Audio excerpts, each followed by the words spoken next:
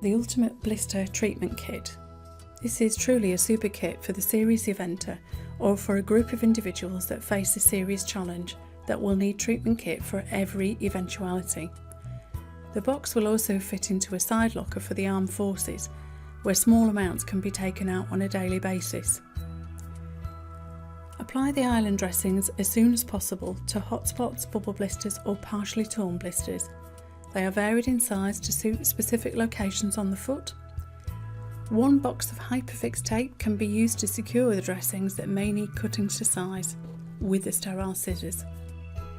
If the top of the blister has completely come off, then the sterile hydrocolloid dressings are used. They're included in this kit are 3 sizes of hydrocolloid dressings. Some are foam back and some are thinner. If the blister is large and painful, then I would always use a foam back one, as they do give a bit more cushioning than the thinner ones, but they all work in exactly the same way. They can be left on for up to a week, and Hyperfix is used to secure the dressings onto the skin, and then a deflective padding can be put on to take the pressure off a blistered area of the skin. 2 Lyofoam dressings are included for those really large blisters that have still got part of the roof of the blister intact, and they are most likely to be on the arch of the foot.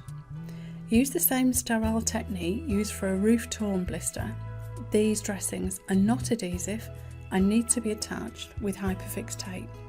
The lighter side always goes to the skin. The alcohol wipes are used to prepare the skin before popping a blister with sterile needle or scalpel. The non-woven gauze is used to absorb the fluid from the blister.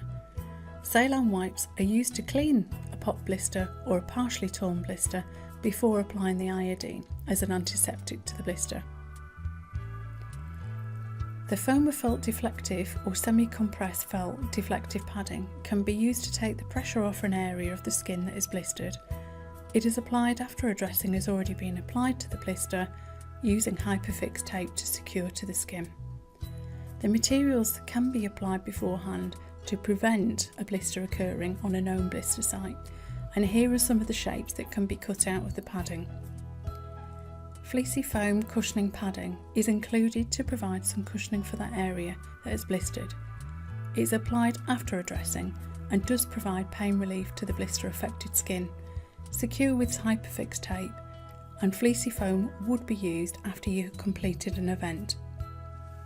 The blister shield powder is used after an application of tape, dressings or deflective padding, as this prevents the edges of the dressing from rolling and reduces the friction applied to that area from the shoe. Nitrile powder-free gloves are used when an element of sterility is required when popping or cleaning a broken blister. Hand washing is always preferable but not always available, so gloves are used to that end. I always suggest that gloves are used for the application of blister shield, as it does make the hands slippy. Skin Tact is a product that you would use next to the skin. It's a wipe that makes the skin have a more adhesive surface in preparation for the application of tape and dressings.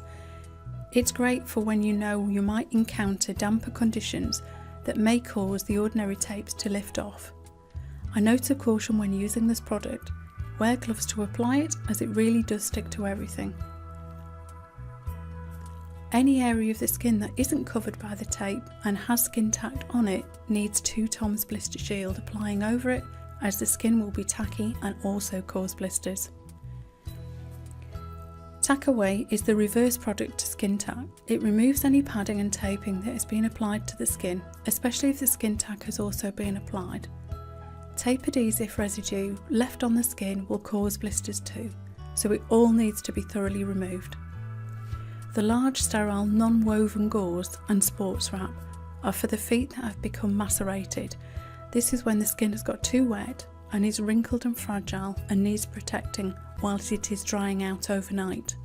A Blister Help 2 litre dry bag is included, and this is to be able to transport what you need for a day's activities that can be kept dry, even for water-based activities like paddling.